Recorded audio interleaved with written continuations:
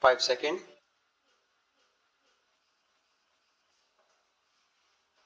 Start.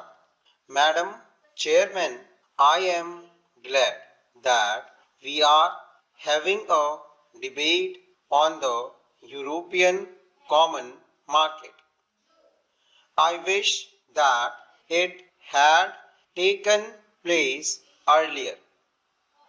Had Parliament been in session when the Minister of Aviation of the UK visited Delhi, it would have had an opportunity for arming government with its views, thus helping it in formulating a statement, but at any rate indicating to the world at large that Parliament is fully behind the Finance Minister in the statement that he had made.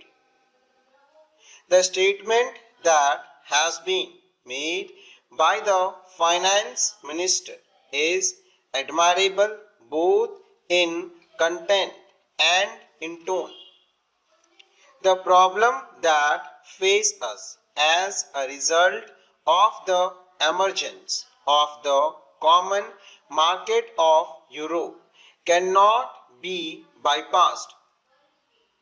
Whether we like it or not, the future is with continental economies, and the emergence of the European Common Market of Europe is one of the steps in this direction.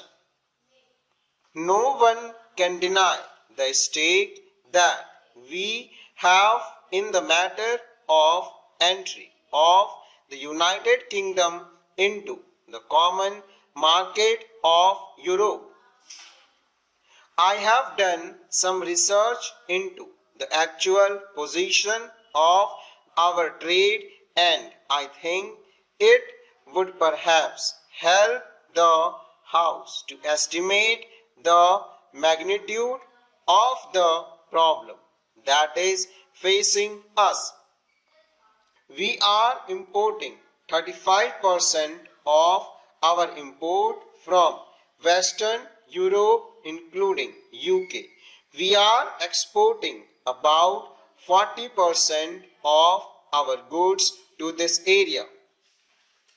We have a large interest in the outcome of UK's entry into the common market and the term on which she proposes to enter into the common market. In the present circumstances, we cannot visualize what the terms will be. But we cannot that our stakes are great, and we have already indicated our deep interest in the terms which the UK would be able to negotiate.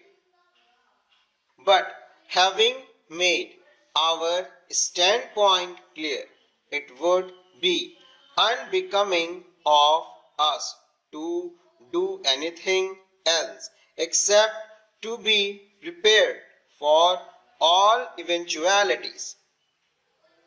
I want the House to realize that while undoubtedly this is a great challenge, we ought to be prepared and not content ourselves with giving expression to certain views which might give the impression of the outside world that we are in a state of panic. To suggest, for instance, that the pattern of our trade should be changed overnight is not realistic. A changeover in trade is no solution. My honorable friend Sri Krishna Reddy pointed out that our balance of payment was most unfavorable with Germany. I know that it has been unfavorable, and while partly this is due to Germany imposing very high tariffs, let us realize that we have had to depend on aid and capital from the developed countries, notably Germany, and as such our balance of payments is bound to be unfavorable. It has been recommended by my friend that we ought to think of the pattern of trade being changed so that the Eastern European countries might be our main customers. Before us, the advantages of rupee credit and rupee payments are dangerous. I only want to sound a note of caution.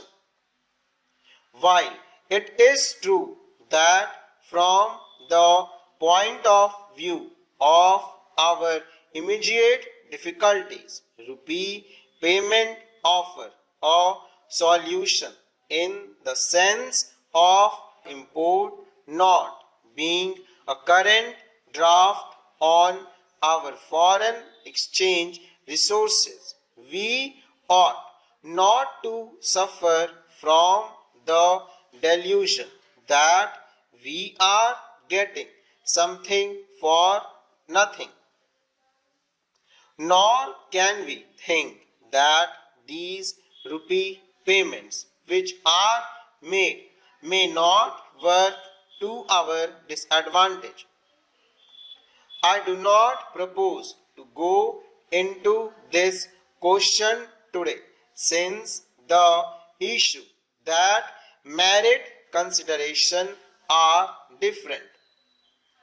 I hope that Parliament will have an opportunity of discussing the whole scheme of rupee payments on some other occasion so that we might have an opportunity of weighing the advantages and disadvantages of such rupee payments. No one for a movement objects to diversified pattern of trade, a structure of trade which is not dependent on any particular grouping of nations. We have emphasized to a certain extent this diversified structure of trade. Probably in the future we have to emphasize it even more. But what is the position today? As it is the term which can be arranged for UK's entry into the common market are not dependent on that country alone. They are dependent on others as well. This is the position which we face. We should now find out how best we can line with the situation. There is one thing which has to be affirmed on this occasion. I hope Parliament will affirm it, because there is a danger of our overlooking it to the extent that we suffer by new groupings in Europe. The moral responsibility of those countries to compensate us is all the greater. This would be in conformity with the trend of modern things.